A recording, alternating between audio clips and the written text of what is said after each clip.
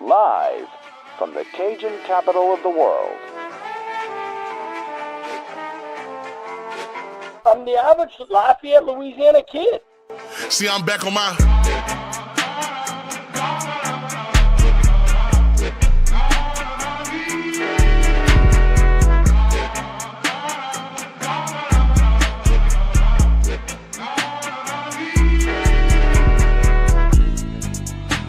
Hey, fellas.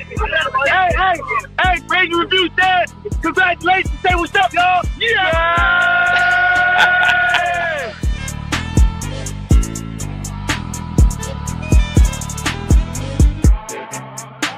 People that have courage don't have no extra gene. There's no difference in you. The difference is, are you going to sit down when it's time to stand up?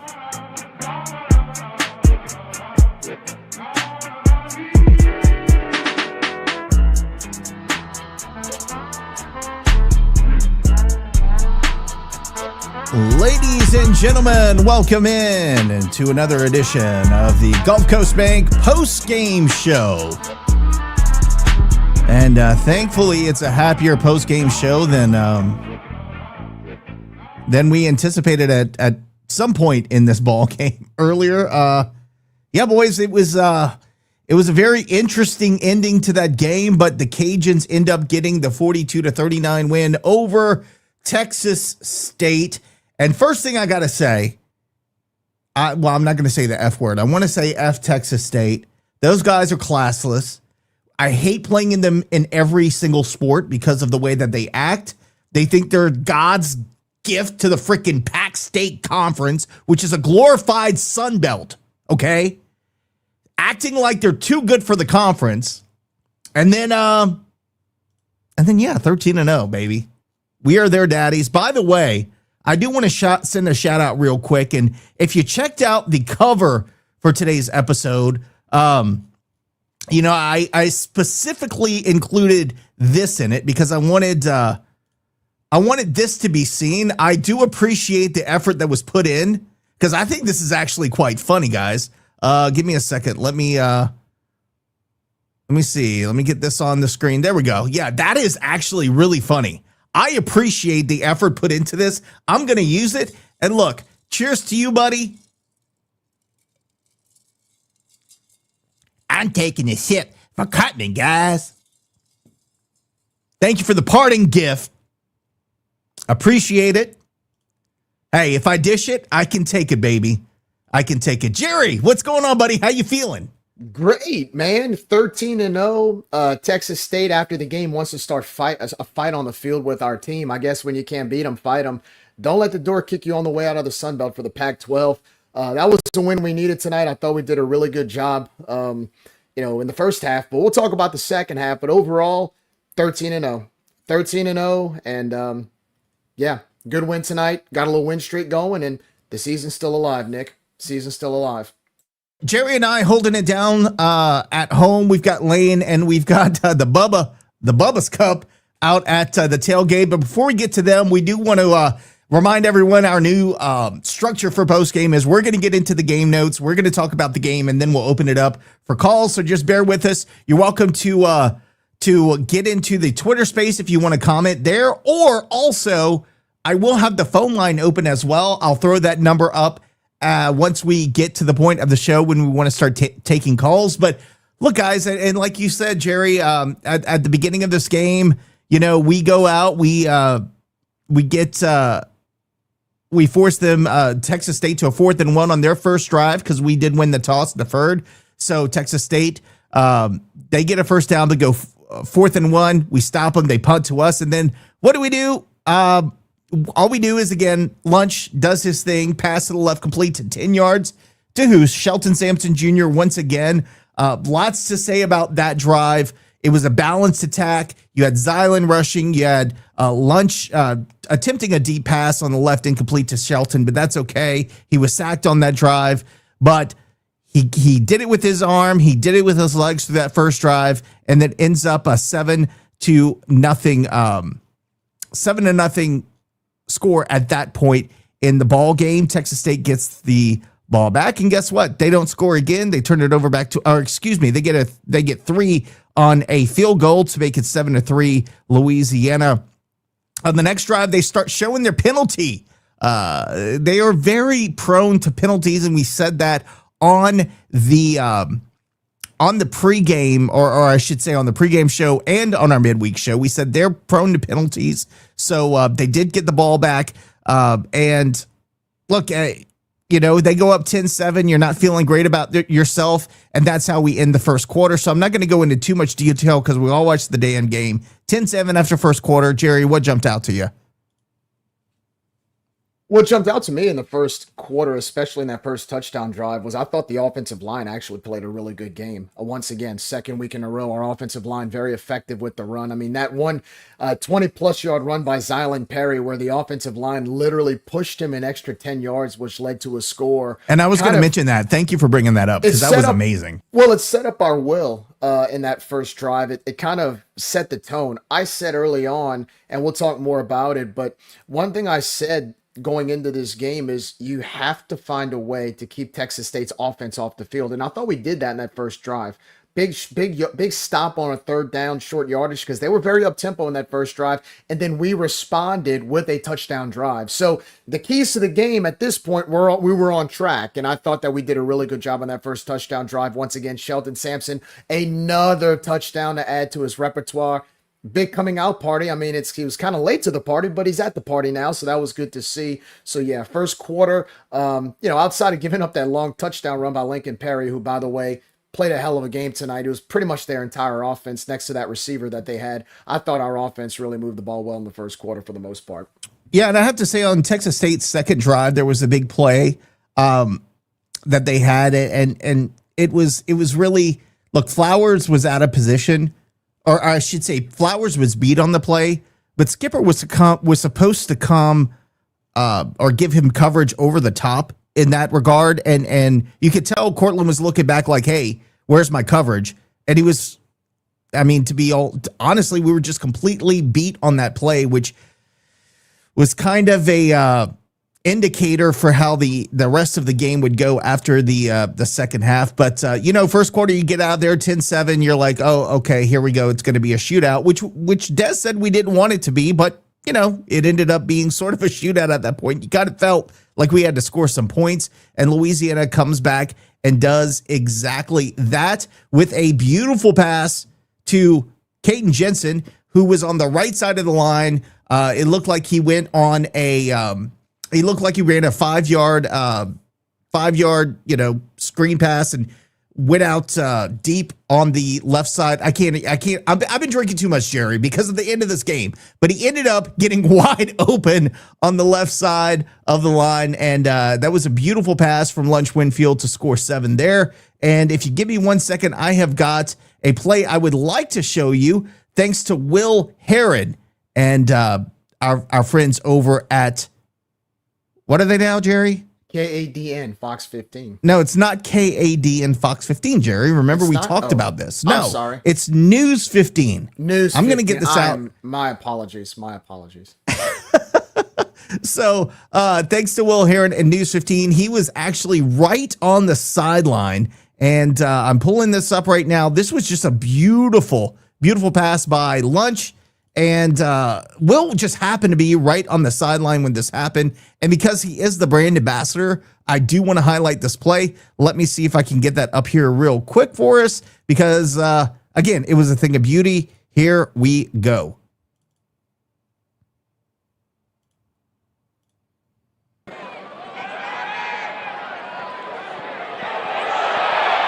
Look at this, guys. Look at that. And then he does that. Yeah, I don't know how I feel about that, guys. But that was an absolutely beautiful clip from Will. Appreciate him sharing that with us. Showed a different angle that we didn't get to see on the stream. But that beautiful touchdown pass, it extended the lead, or I guess gave us the lead back at that point. And the score was 17-10. And then, 14. It was 14-10. It was 14-10, excuse me, 14-10. Then another drive with Bill Davis capping it off with a 12-yard rush, made the game 21-10 at that point with 8:46 left in the first half, and you're feeling kind of good about yourself at that point, Jerry. We looked like we could not be stopped, and we talked about the Texas State defense not really being able to stop anyone this season. We were really taking advantage of that.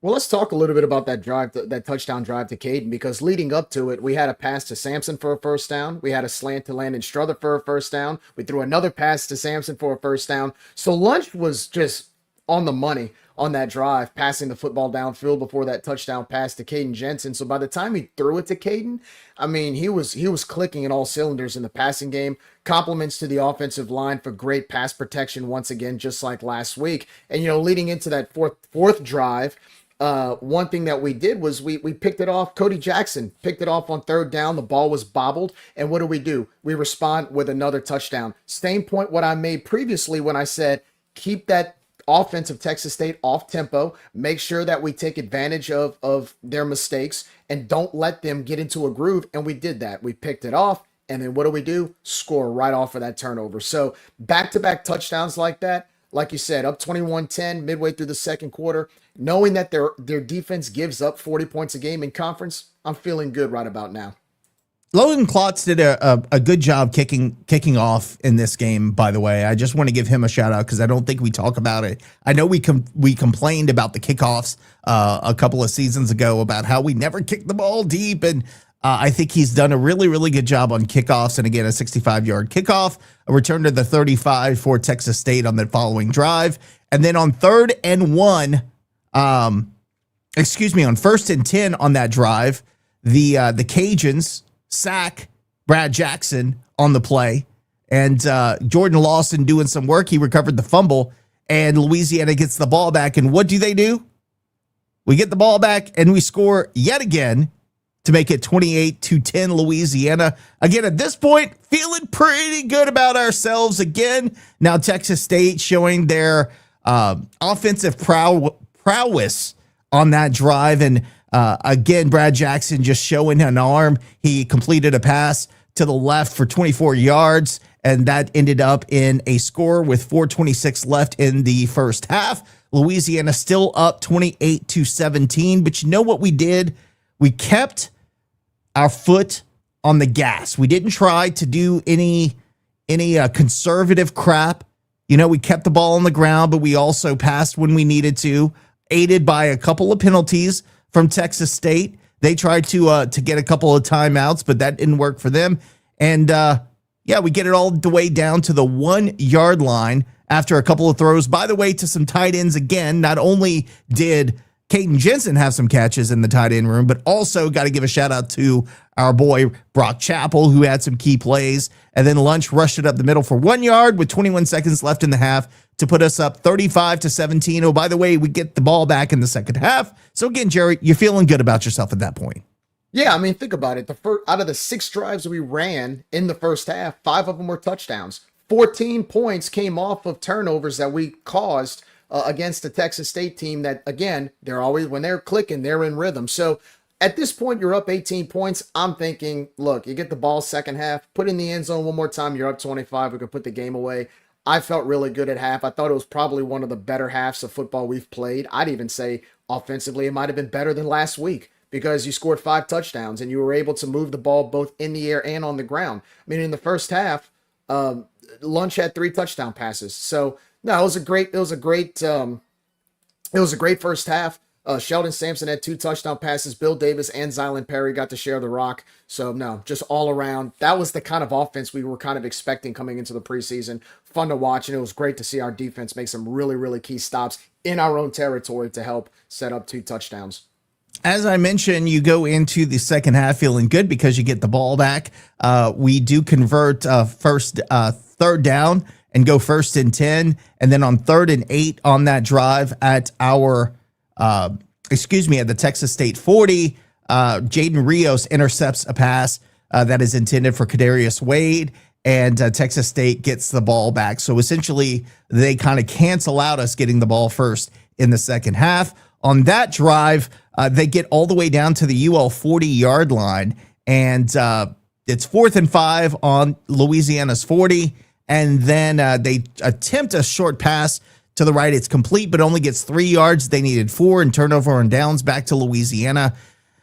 And then one of the things that drives me crazy, man, 1st and 10, first play of the drive, a false start in Louisiana. Just wanted to beat my head against a wall at that point. And that kind of ended up, not capping off, but it kind of made you feel a little bit not great about that, because guess what we do after that, Jerry? We end up getting a personal foul penalty that backs us up another 15 yards. So now it's 1st and 30 at our own 17. We end up getting up to the 40-yard line, but then having to punt the ball and then gives it back to Texas State. Texas State ends up getting a field goal on that drive to close the gap between Louisiana and Texas State, 35-20, with 2:57 left in the third quarter. And you're like, okay, it's 35-20. I don't want to get CDS at this point. But am I the only one, Jerry, or did you feel at this point like no lead is safe? And when it was 35-20, you're thinking you have a whole fourth quarter to go. I'm not feeling great about this. I want to feel great about it, but I'm not feeling great about it. No, I wasn't feeling worried quite at that point yet, only because I knew, we really hadn't had many drives that were halted at that point. We're still up by 2 scores. I thought at that point our offense was still moving the ball pretty well. We'll talk more about the next few drives, but at that point I was feeling pretty good because I was confident enough that our offense would be able to respond, which they did. Well, I was not feeling good, but thankfully Texas State bailed us out on the following drive. It was 39 at the 50. We had a quarterback keeper, which we love to run on 39 with nobody in the backfield for some reason. That drives me and RC absolutely crazy. But thankfully, there was a penalty on that play, a face mask by Texas State. So we got a first down, helped us out a little bit, continued the drive. And then that was the end of the third quarter. We go into the fourth quarter again after that penalty. It's 4th and 1 for Louisiana. And guess what happens? Another Texas State offsides, another penalty gives us a first down. So we're starting to feel good about ourselves, and that directly leads to a Louisiana touchdown as Winfield leads us down the rest of the field to make the score. At that point, you're feeling good about yourself because it is.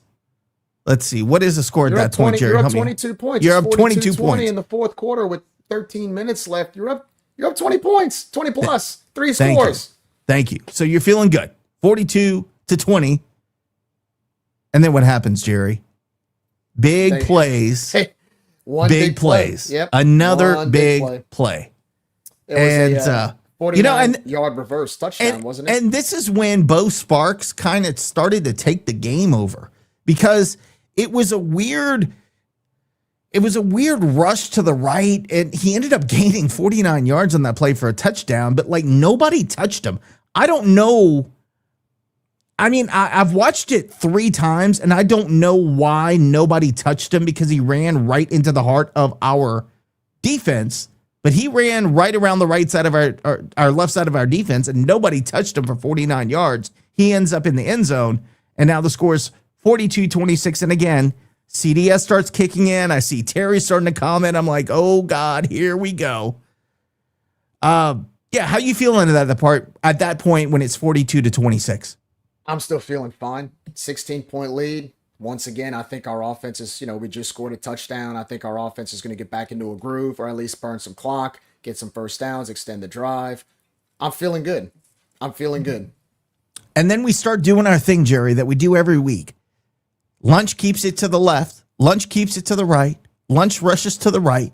Zylan Perry rushes up the middle. Bill Davis runs to the right. And then we throw an interception at our own 38-yard line, give the ball back to Texas State, and guess who scores on a 38-yard pass from Brad Jackson? Bo Sparks again. Bo Sparks. Yep. Now the score is 42-32. Jerry, at that point, are you starting to feel a little bit worried? Now I'm starting to feel worried, because now after you throw an interception. Now you got 4 drives that you've had. You've only scored once, right, compared to the 5 out of 6 drives before. And now Texas State's getting momentum back. And now their defense is making some key stops. And now we're not being able to gash their line of scrimmage like we were in the first half as much. We were getting 2-yard carries and, we really weren't being as aggressive in the passing game. Now I'm starting to be concerned. Yes. And then again on the ensuing drive, Zylan to the right for 2 yards. Winfield lunch targeted Sampson. That was incomplete. And then a rush to the left on 3rd and 8 for 2-yard gain. And a punt back to Texas State. And what does Texas State do? Short pass to the left, short pass to the left, short pass to the right. A couple of incompletions on that play. And then Jackson passes to Chris Dawn Jr. On a 3rd and goal, by the way. On a 3rd and goal. Well, no, actually, it was 3rd and 7 at the 11. Yeah, he did score on that play, but it ends up being a holding call. 42-39. Now we're starting to really get worried. At that point, I thought if we don't get a first down on the next drive, we're going to lose the game. That's what I thought. I thought at this point, if we lose this game, this post game is going to be a living hell because they have all of the momentum. We really hadn't been able to extend a drive or sustain a drive until that point for at least 2 or 3 possessions. Yeah. You in our group text, you saw me pretty much. I was pretty upset. Yeah, it was pretty bad. And then we do the thing where we start, dinking and dunking it. And you're like, okay, here we go. On the first play of the drive, lunch to the left for a loss of 3. Texas State calls a timeout. Lunch pass to the right, incomplete. So 2nd and 13 at our own 17.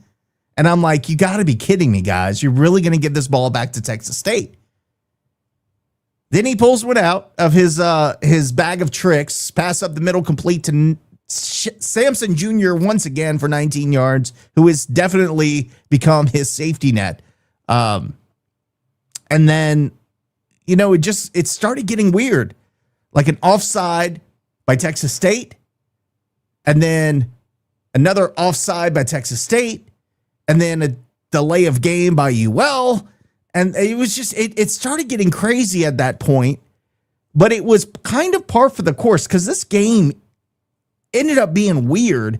And Texas State literally, look, I know I'm rambling because I'm just looking at the screen right now, but when you look at the game as a whole, here's the problem, Jerry. Every team that we play in the second half figures out a way to adjust, and we do this thing where we just play not to lose. The play calling, everything that worked in the first half, we decide, no, we're not going to do that. We're going to go super conservative in the second half.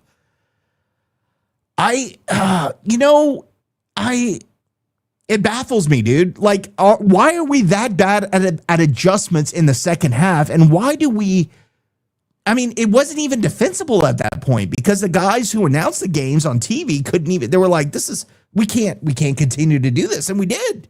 We continued to do the thing that almost cost us the game last week again this week. I don't understand. That's exactly it. So last week we did the same thing. Coach Desermo came out in his Monday presser and said, look, we want to run clock in the second half. We're up by this many points. We want to run clock. We're going to focus on the run game. We're going to try to burn some clock and just extend drives. The problem with tonight was we tried doing that, and not only did we fail to do it in some of those drives and turn the ball over, but Texas State responded with 2 or 3 play touchdown drives. And so before you know it, you go from a 42-20 game to a 42-32 game, and then a 42-39 game. And by that time, your offense has lost all rhythm. They've lost all momentum. They've lost anything that they have gained for the 3.5 quarters that they had before, gone. And now Texas State has all the momentum, and they're smelling blood. So, yeah, I don't like that. I'm not a fan of that. I'm not a fan of this sit on the ball and burn clock thing. I think there needs to be like this internal rule where in the third quarter, you play to score. You don't burn clock in the third quarter. If we would have scored one more time and it's 49-20, with 7 minutes to go in the fourth quarter, okay, understandable. You're up 4 scores. They're most likely not coming back. But we tried doing it so early on in this half, and we couldn't counter their offense. They figured our defense out. They scored on us really quickly. And then by that point, your rhythm's gone. So, yeah, we need to fix that. Luckily, we have a bye week next week. We've got 12 days to fix it. Because I'm going to tell y'all, you go to Jonesboro to play Arkansas State and you start doing that, you're going to lose. And right now, we can't afford to be conservative. We have to be aggressive. We're a 4-6 team. A lot better than where we were 2 weeks ago, but you're a 4-6 team. You have you need to win these games. Every game is a playoff. We've gotten through round 2 of the playoffs, but we've got 2 more rounds if we want to go to a bowl game. And playing conservative and playing to burn clock, no matter how many points you're up, it's not gonna work. It's not gonna benefit you. So I hope against Arkansas State, if we jump to a lead, foot on the gas, man.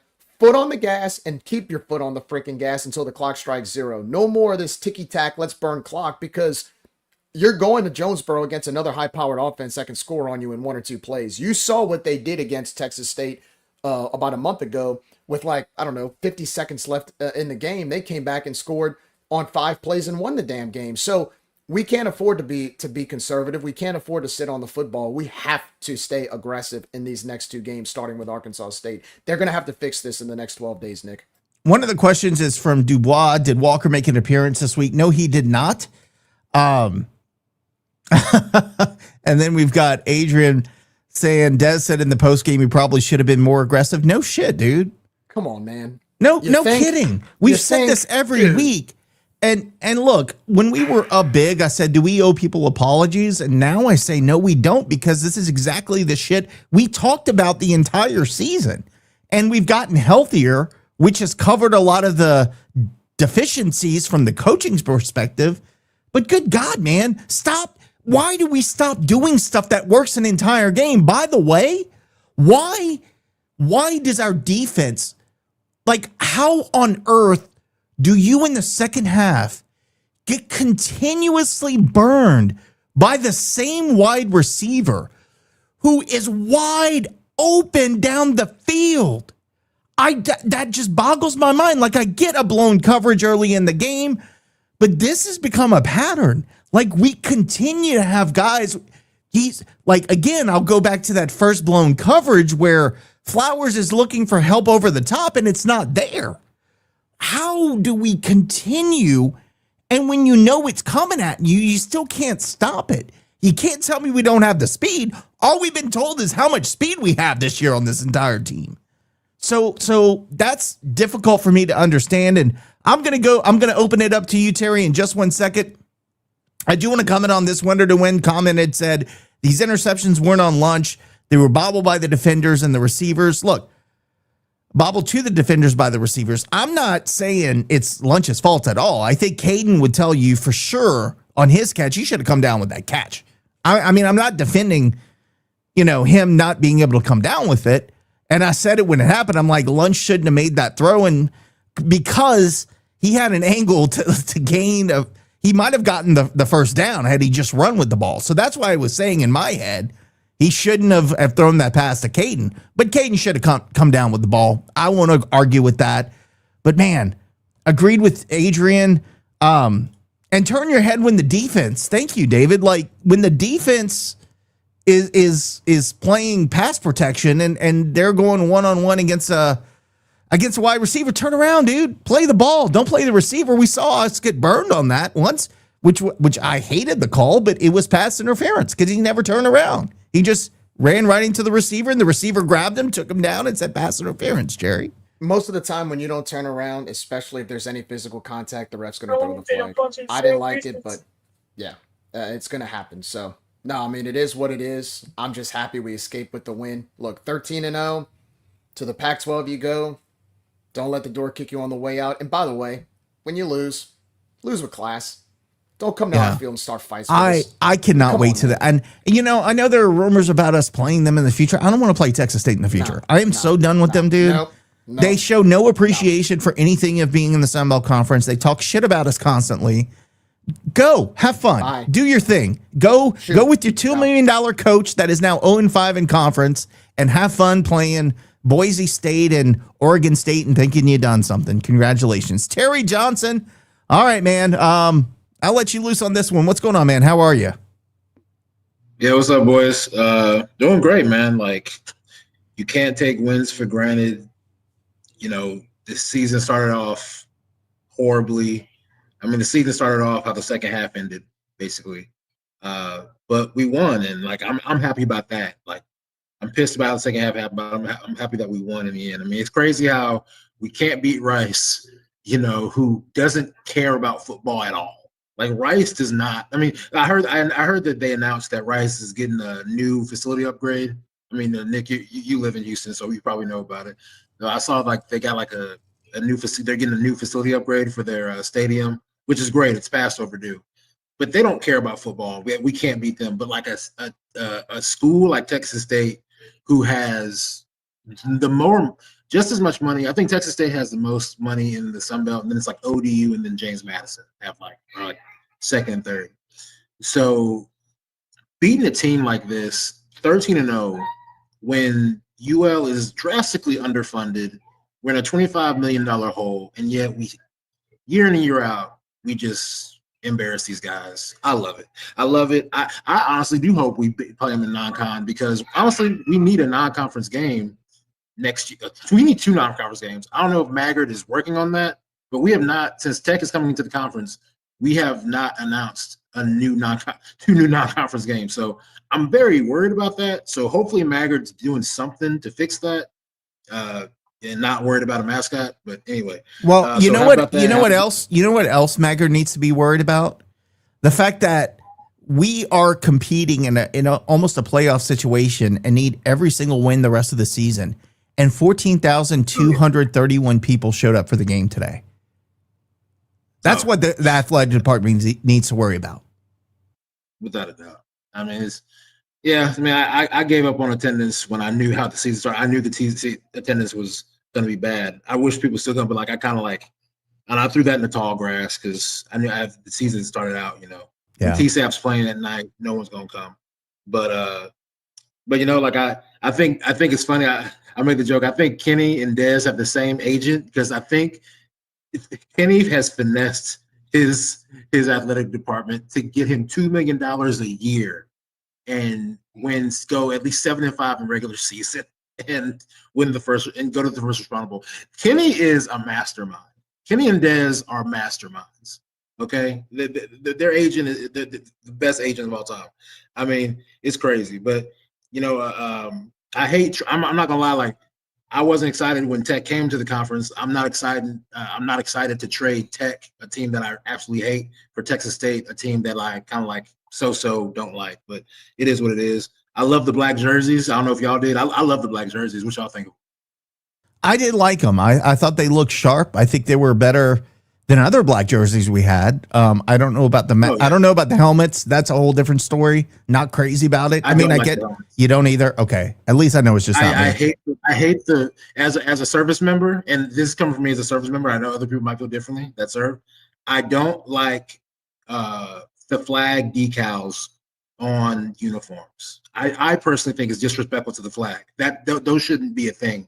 Like, there's a thing called the flag code. I hate to get like techie on y'all. There's a thing called the flag code that says those are not supposed to even be a thing, because they get discarded and torn off at the end of the day. Like, you're not supposed to do those, but teams do it. I know fans like it, whatever. But according to the flag code of the United States, those aren't supposed to be a thing. So it is what it is. But love the jerseys though. You know, who knows? We could have been a 10-win team, had lunch, started the whole year. I think that dude's so tough. It's not his fault those interceptions happened. I mean, Caden knows that he should have caught that one pass that he got intercepted.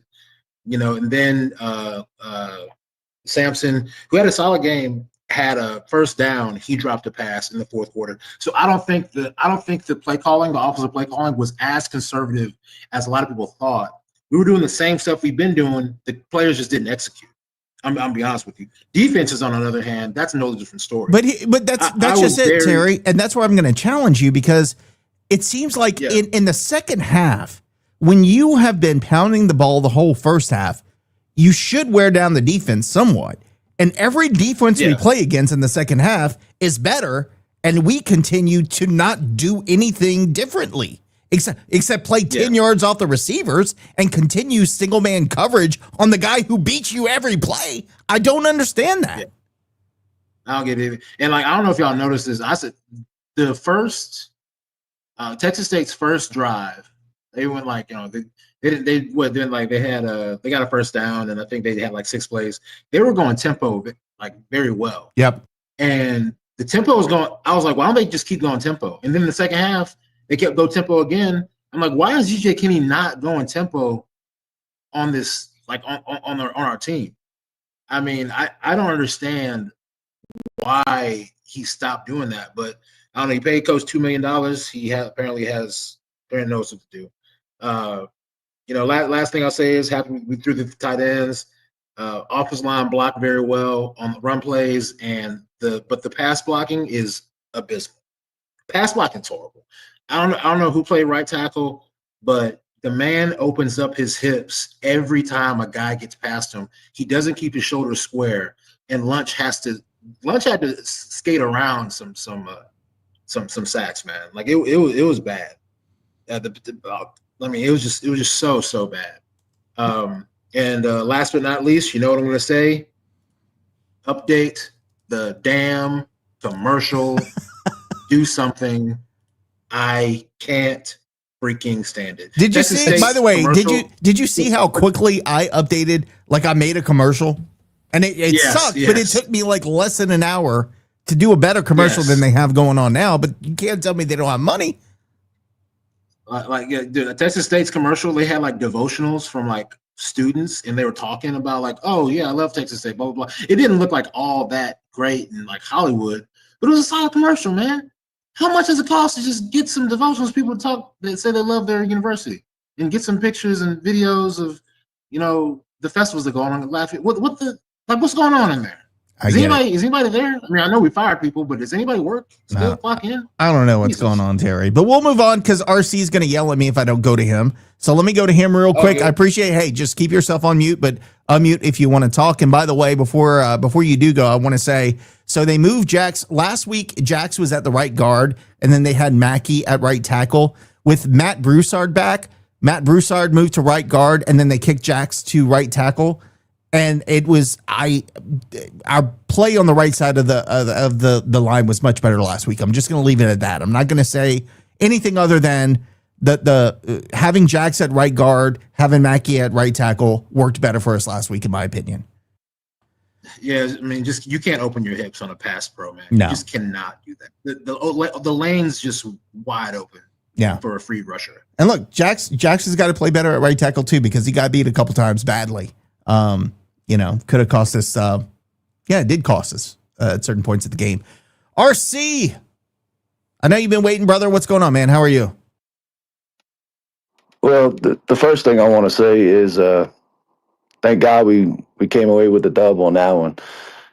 Second of all, number 0 for Texas State. I don't know his name, but he is a certified bitch. I need to find out who that is because I saw him throw punches. Did he throw? Is he the one who threw the punch during the game and then after?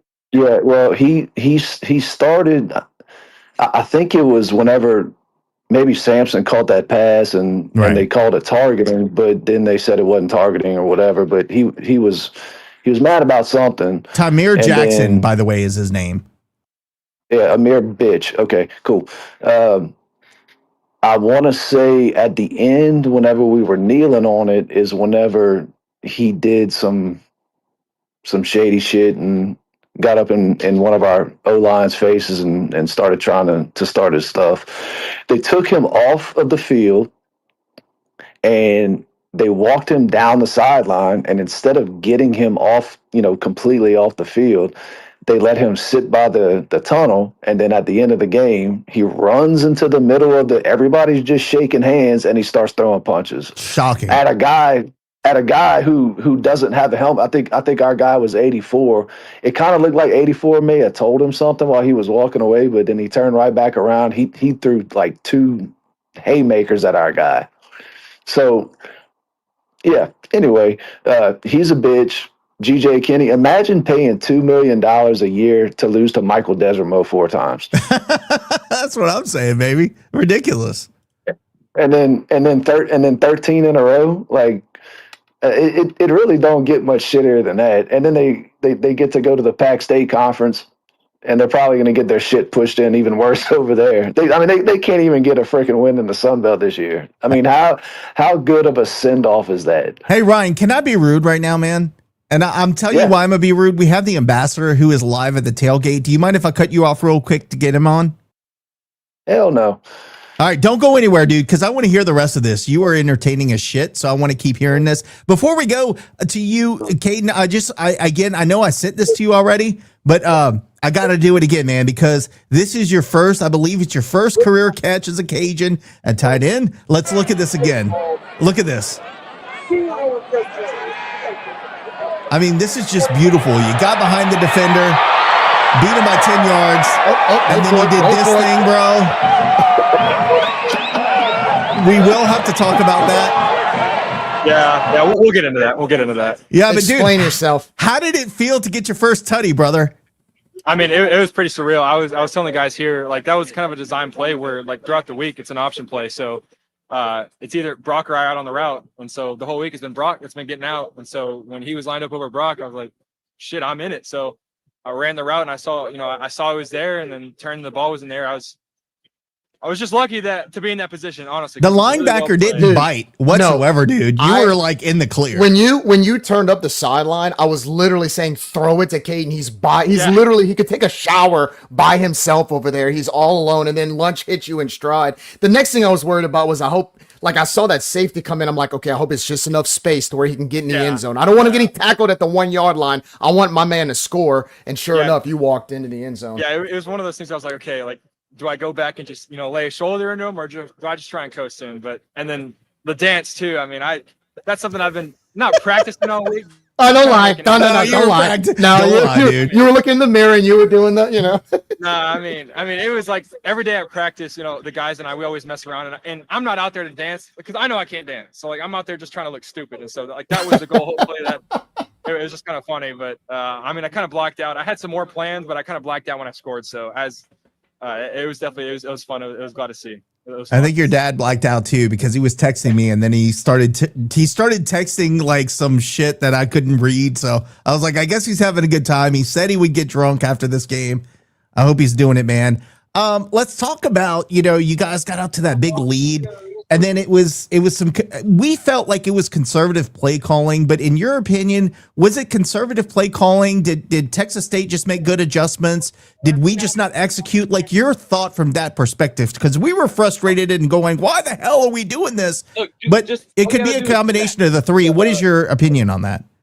For sure. I feel like Texas State did a good job adjusting. I don't know how easy it is to tell, but we ran a lot of the same plays that were successful earlier. Maybe not like certain ones that seemed more successful than others, but we really didn't stray away. And so I feel like they made a good adjustments. And then, a few of those towards like the last drive too, we just had a few guys, not come off quick enough. And they got really good athletes on this side. So you got to be on point. They just got us on those few drives. And, you get to that spot and it's all about like managing the game. And so we have full faith and full trust in our coach's plan and how to manage that game. So obviously you got to eliminate some of the stuff like We win, we dance. Like for me, like I can't, that can't be a drop in a pick. Like that's just, I'll say it right now, like it's never going to happen again as long as I'm a Cajun, because like that, that kind of killed us and that allowed them back in the game. So it's stuff like that, that's on me. Like I'll take responsibility for that. And like the guys know it, and they did a good job kind of rallying, and we all rallied. And so, that's just what happens when you got a team full of guys that play for each other, through adversity like that. When someone like me, puts us in a bad spot, we got guys like Lunch, we got guys like Bill, we got guys like the front line, we got receivers on the edge that, make up for it. So I feel like that's at the end of the day, that's what it is. Texas State is a team, a bunch of individuals. And so it was pretty evident at the end. And so, like it or not, that's we're going to get into that, by the way, in a second. RC, do you want to ask Caden a question? I see you have your hand up. Yeah, the touchdown that you called, was that somewhat of like a wheel route?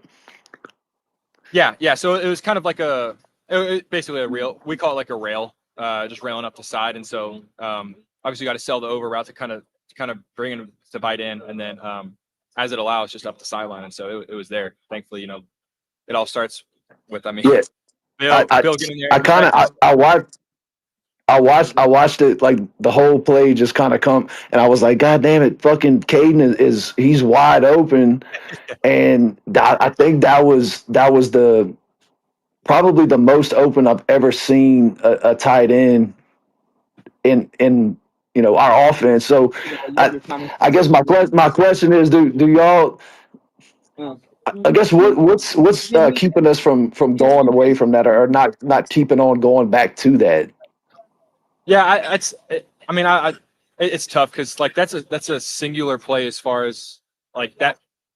That's one of our, not a trick play, but it's a shot. And so we had more of those in the bag. Whether or not they were called, I don't really know. But I mean, when it's our coach's job to kind of manage the game, and so which I agree with. Like I agree, we had to run the ball to keep our defense off the field and keep it in our hands. But you definitely would want to see more of those kind of plays. But that was kind of like a singular play that just happened to work out, I guess. I mean, it was designed to work for sure, and that's all to the coaches. But it definitely helped when they bid on it pretty hard. Yeah, that was so just from a layman's term, as far as somebody that really doesn't know too much about execution and play calls with a tight end, it seems like a lot of our plays to you guys are kind of just short to the flat play action boots, and whenever we actually get y'all down the field and in the seams and plays like that, it works. So to me, if I was you, I would kind of try to be pushing a little bit more, like get us the ball down the field a little bit more, Sure. Yeah, for sure. I mean, I agree with you. It's just it's a different game when you can kind of split them vertically, and so, but yeah. And the last thing I asked you is, did you see anything or hear anything that Zero said? Because all I saw was that he was a bitch. I saw. Yeah. Excuse me. I jumped on that. Go. I didn't hear a single. He said, "Zero's a bitch." Did you hear anything that he said?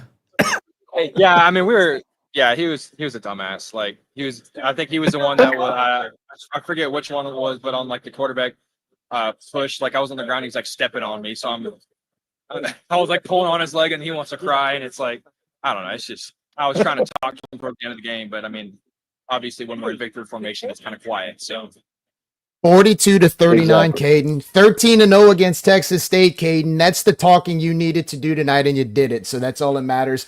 Don't let the door kick them on the way out to the Pac-12. Bye-bye. Bye. Yeah. Go. Shoo. Get away. for sure. Exactly. And zero is not even a number. I want to, Satan chimed in and gave us $5 to tell you this. He won the Mackey Award for you in CFP.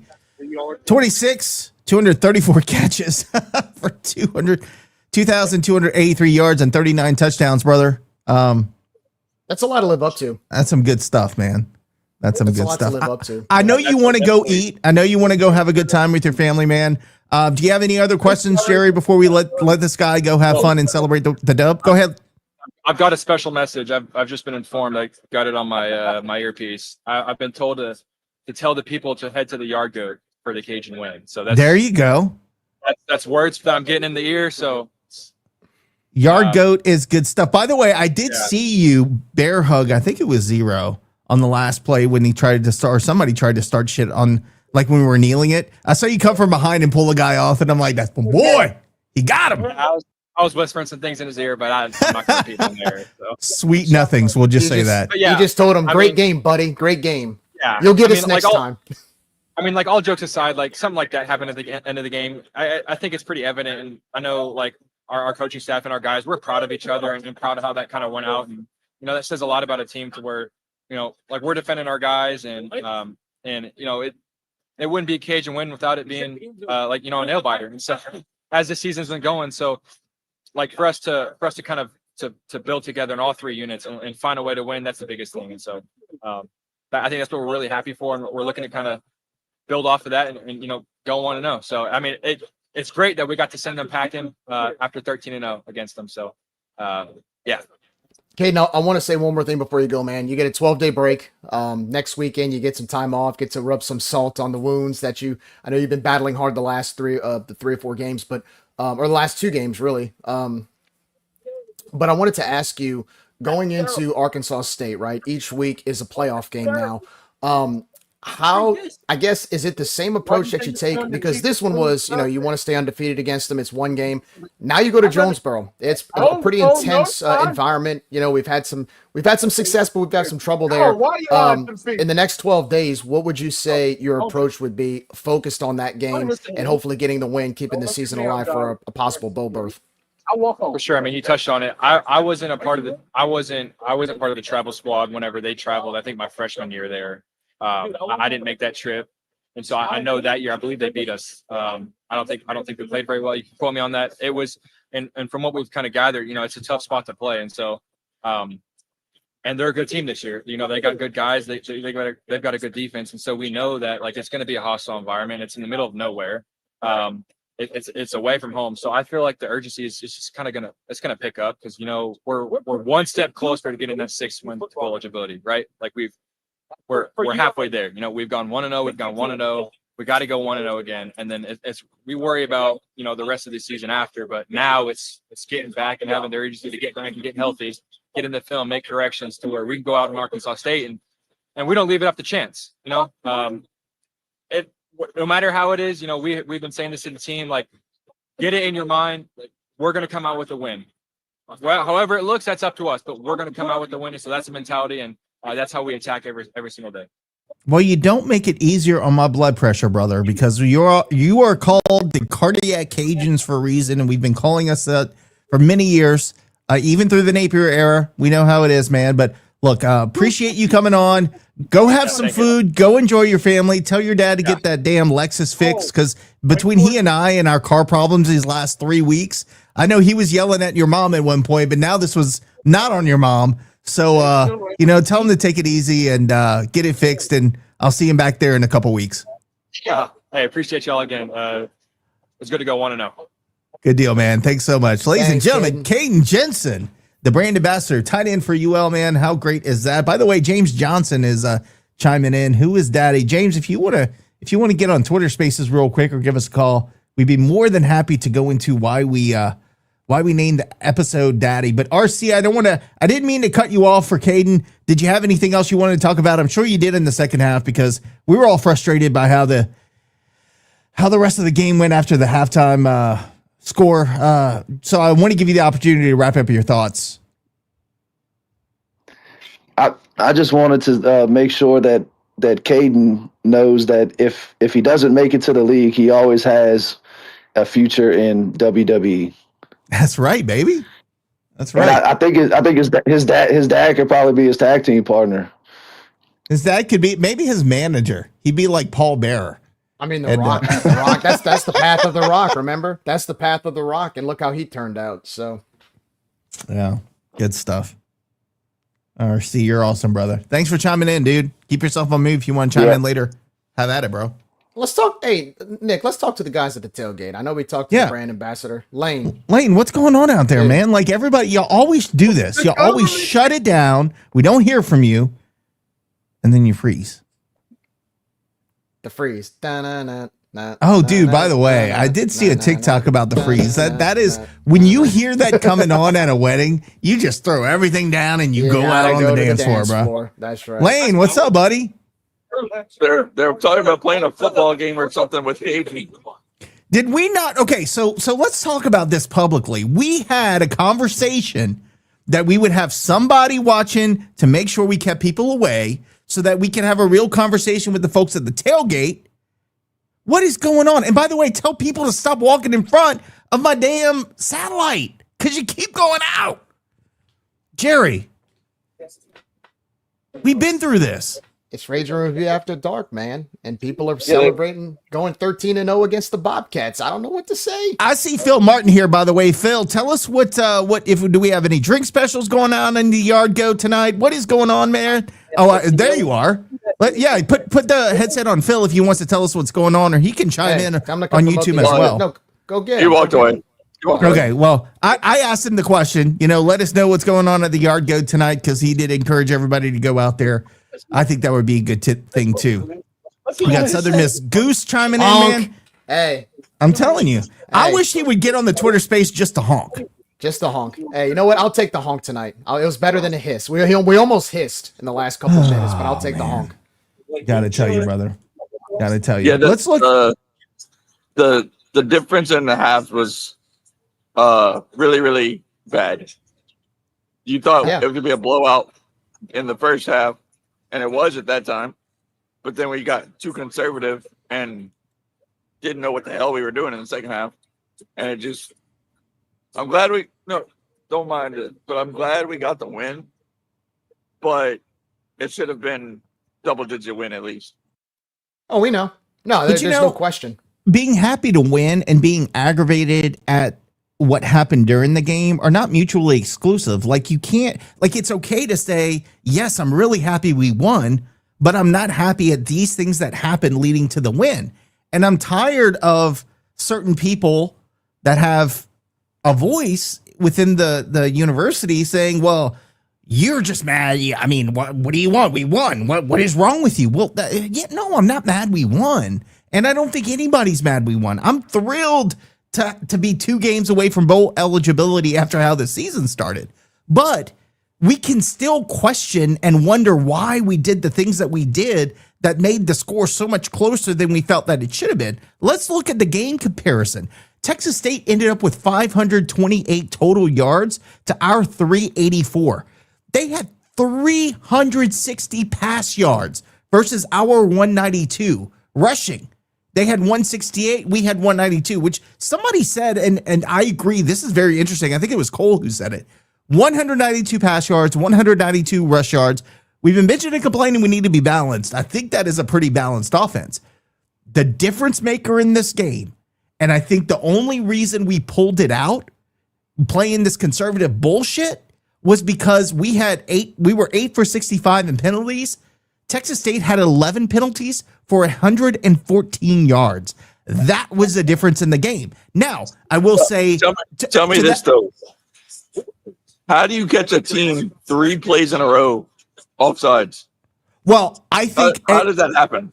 So I think it was a good point made by Dan. So there was a point in that last drive where it was they had an offside and then it was 1st and 5. And had we gotten a first down, we could have just basically almost knelt the ball twice and then tried to get a 3rd down on 3rd. We would have run the clock down to about a minute. And because they forced us to go 1st and 10, they intentionally went offside to make it 1st and 10 instead of 1st and 5. So there was a little bit of gamesmanship there. And I'm like, that's actually really smart that I never thought about it. So I think that was intentional, which is actually kind of cool. Also, Texas State has probably got to be the least classy team in the Sun Belt after what happened tonight. Man, I used to say that was Arkansas State, honestly, because Arkansas State was dirty. When Anderson was their coach, I mean, they had guys stepping on hands, and I mean, not even hiding it. They were just stomping on our linemen's hands and shit. It was really, really bad. Tonight reminded me a lot of that as it went, because even Caden was saying, one of the guys kicked him and he grabbed his leg and then acted like he was a victim.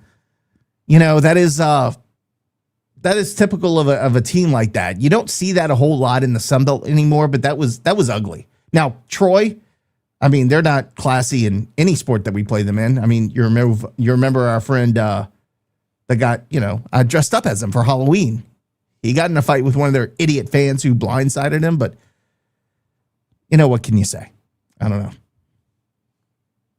I think James Johnson might have requested to speak. Let me see. This app, I hate the X app, man. It never, but I do want to hear from Jimmy Johnson if he's able to chime in, because that's important. I want to hear what he's eating for dinner. I want to hear what's going on with Southern Miss. They had a big win today. I mean, pretty much locked up the Sun Belt with that. Guaranteed a winning season. So that's a big change. Of course, they did it with all of Marshall's players, but we're not going to get into that. You just got to be happy for what they did. But looking at the game stats again, crazy shit. Texas State averaged 9.3 yards per play. And that's all because, again, our defense allowed their offense to get behind that one freaking wide receiver to get behind us the entire game. We had 4.9 yards per play, which was not bad. 4.9 yards a play. I'll take that every game, but good God, man. I just don't know how you let that one guy be open all the damn time. It was never ending. If it wasn't him, it was the freaking running back that's killed us before. RF has a good point. FIU was dirty as shit back in the day. I mean, they were dirty in every sport again. Like, I remember in baseball, those guys would get here like on a Friday night, go out drinking and smoking all night long, and then show up for the game, on a Saturday and just, no big deal. Played a doubleheader. They kicked our ass twice. It was kind of crazy. Miami's a different world, guys. Definitely a different world. Yeah, time of possession. I mean, we did what we wanted to do as far as time of possession. We controlled the clock for 37 minutes versus their 22 minutes. The problem is big plays. I mean, you can be in the game when you only control the clock for 22 minutes when you're getting chunk play after chunk play. And we talked in the midweek episode about limiting their chunk plays, and for a while in the first half we were doing that, but like I said earlier, we got too conservative both on offense and defense in the second half, and we allowed them to get chunk play after chunk play. I mean, that one drive that they scored, it was what, one or two plays near the end.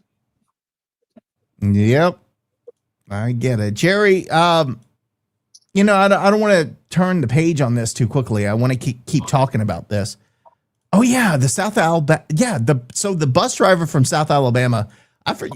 Look, it's easy to forget how how intense that rivalry was back in the day. But a South Alabama bus driver did pull a knife in the stands back in the day at the Teague. That's not a lie. That actually happened. Robe told me about it a few times. But I don't want to get away from that. We're going to talk about basketball in a second, Jerry, because I do want to mention the game last night, and I'll let you chat about that in a second. But I do want to also mention some scores from around the Sun Belt. Georgia Southern got the win over App State, only for the 6th time in history at App State. Georgia Southern got the win 25-23 on Thursday. Today, James Madison defeated Marshall 35-23 to keep their CFP hopes alive if they end up winning out and doing some good things. Southern Miss got the big win today, 27-21 over Arkansas State. Arkansas State is tough, man. We'll preview them this week, but they're going to be a tough battle over in Jonesboro. Georgia State loses to Coastal Carolina 40-27. And then, of course, Louisiana defeats Texas State 42-39. James Johnson, before we talk about basketball, want to hear from you, buddy, our Southern Miss friend. How are you? What'd you eat for dinner tonight, man? I had a wonderful pot roast and potatoes. Oh, man, that is some good stuff, bro. That is some good stuff. Yes. How are you doing? Mr. James. I'm just doing swell. The boys are playing well. We're getting the wins. They're not fun wins because I'm about to go into cardiac arrest, but we're winning nonetheless. I feel we that, almost man. went into cardiac arrest too tonight, James, just like you guys. I agree that. Hey, buddy, Yes. I got to ask you this question. You were asking about Daddy. Do you not understand what that means when it comes to Texas State and the Cajuns? I guess I don't, boys. I need you to explain it to me. All right. Well, it's kind of like USM against Louisiana in football. We basically, they've never beaten us in football. We are now 13-0 against Texas State all time in football. Goodness gracious. Yeah, that's even worse than us against you guys. I mean, at least we won a few times. Yeah, they'd just be better off sitting in San Marcos and gooning it up over there instead of playing football. There's no point. 13-0, you say? No, I do have to ask you this question before we go, man. Who is your NFL team? Are you a Saints fan? Of the Gulf Coast, you're right there by New Orleans. You a Saints fan?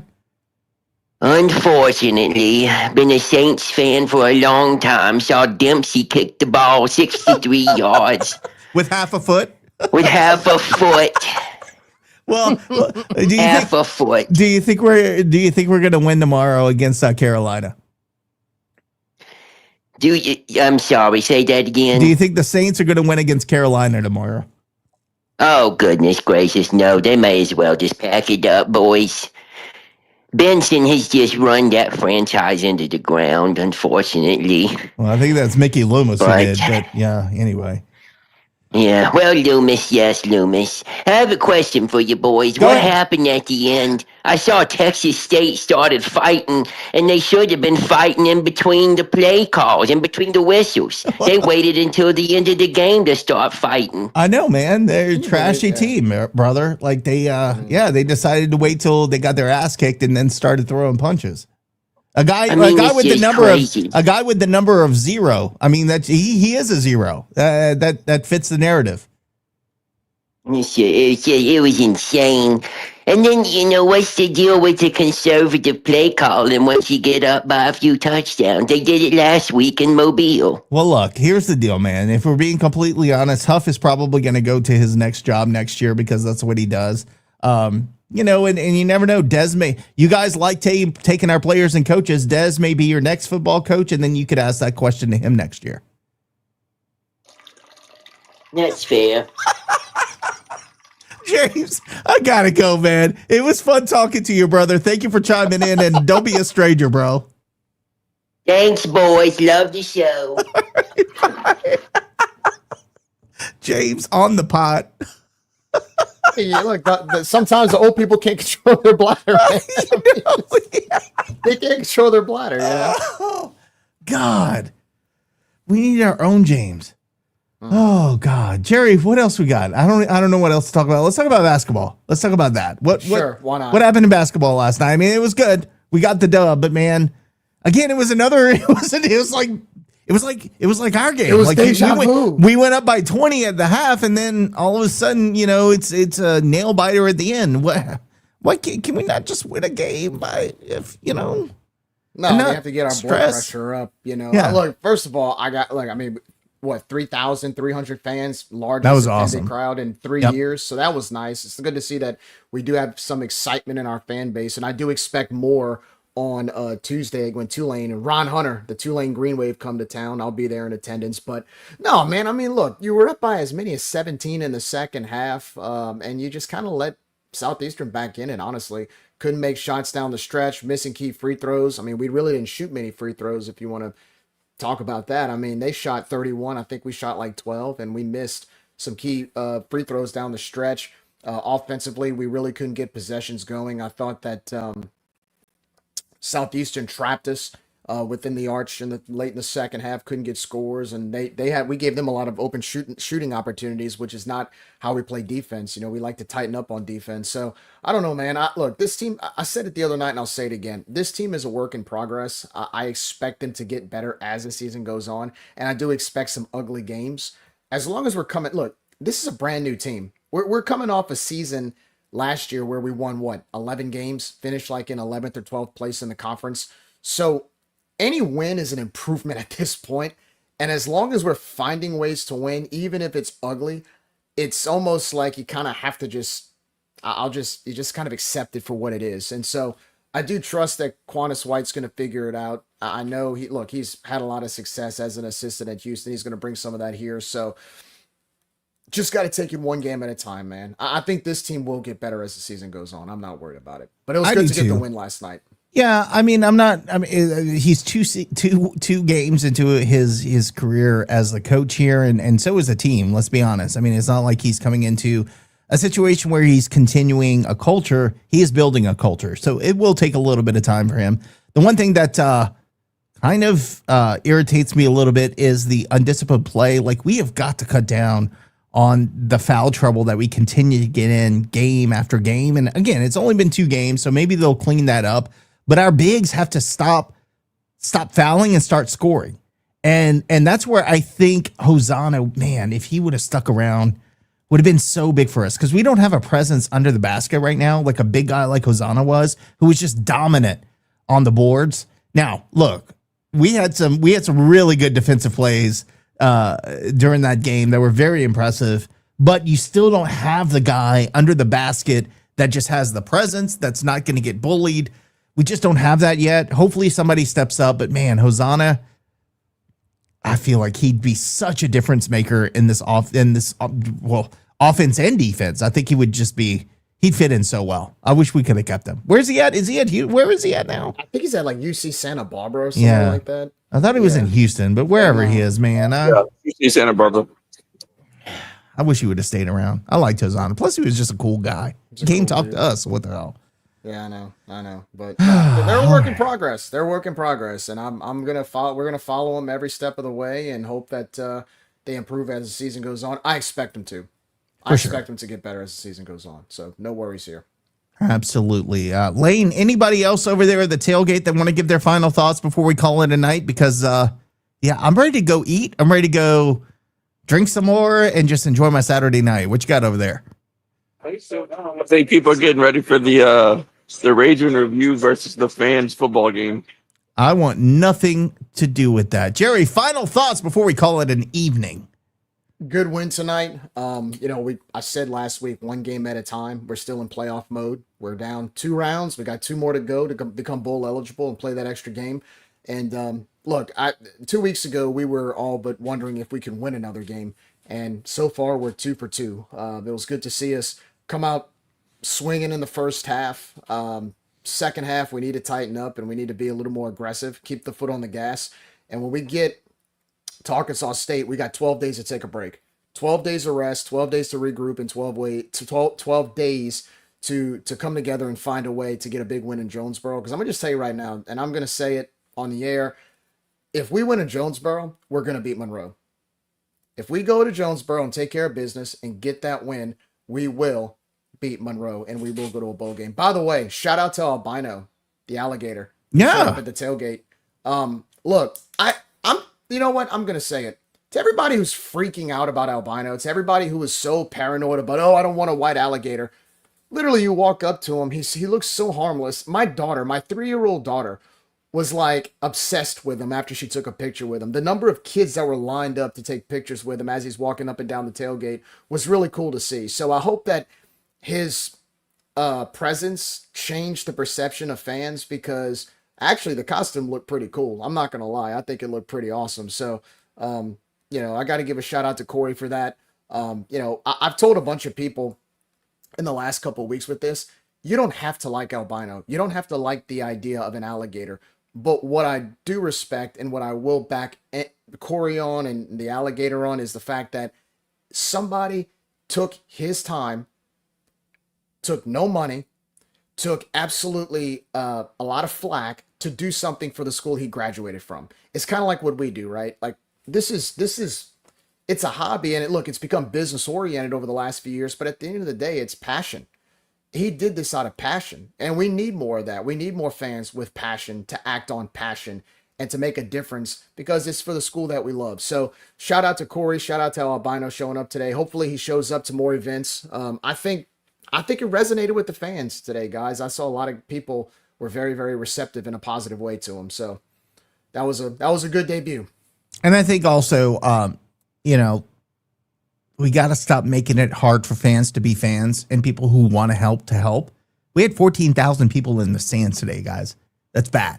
That's awful. And that's awful. That's a reason why we can't try to run these people off.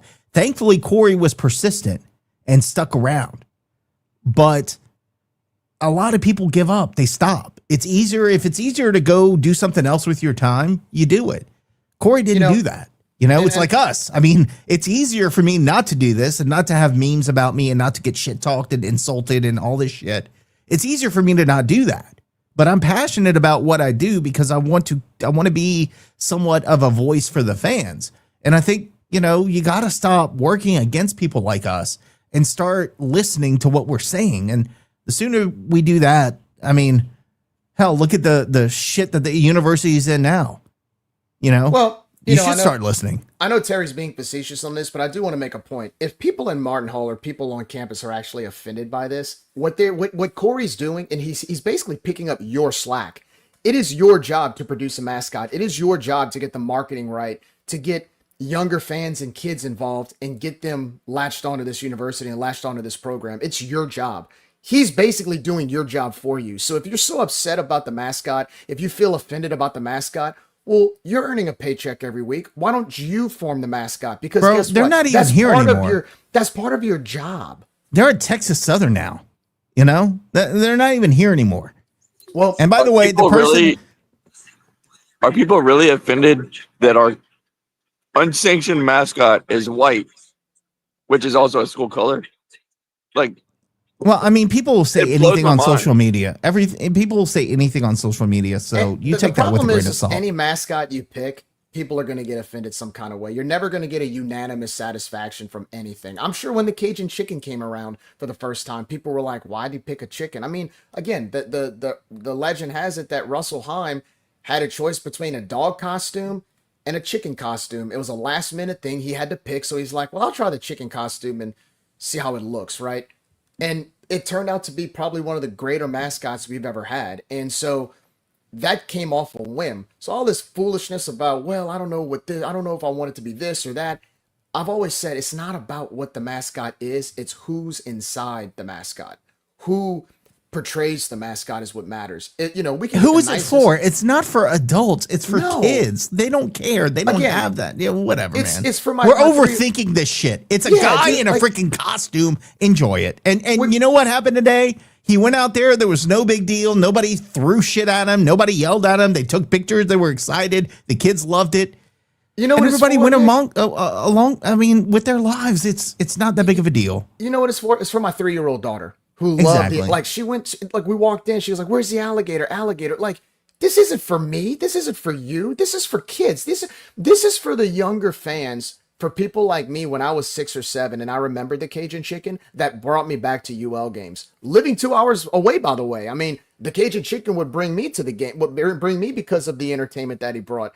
You know, I mean, we can always have a mascot that it can be the greatest looking mascot ever. But you know what? If the mascot is just standing there all slumped over and not doing anything, does it really matter what it is? I don't want to talk about this anymore because in the end, we freaking won. We won. We did. No, we won. So the haters can continue to hate because they don't go to the games anyway. Then that's what's so funny to me is that the people who complain don't even walk in the Cajun field. So I don't care what they think. Boys, it has been a fun night. Thank y'all for hanging in there, laying and repping the guys at the tailgate. Before we go, I do want to thank our sponsors, Gulf Coast Bank, Lafayette Roofing, The Yard Goat, Yes Please Branding and Marketing, Old Time Grocery, Stride Safety Solutions, Eat Lafayette by Lafayette Travel, Rage and Hydration, Dr. Brett Venable, Recovery Chiromed, 106.7, that would be Planet Radio, where we have our Gulf Coast Bank pregame tailgate shows, and of course the Best Stop Cajun Market. Boys, it has been fun. It gave us a damn heart attack. It pissed us all off. We'll get deeper into it in the midweek show. But until then, thank everyone for joining tonight. For Josh and Cole, who are somewhere organizing a football game. For Lane, who's holding down the fort at the tailgate. For Jerry, who helped me struggle through the post-game stats and information. I am Nicholas. Thank y'all for joining us once again. And until next time, as we say, as always, go Cajuns.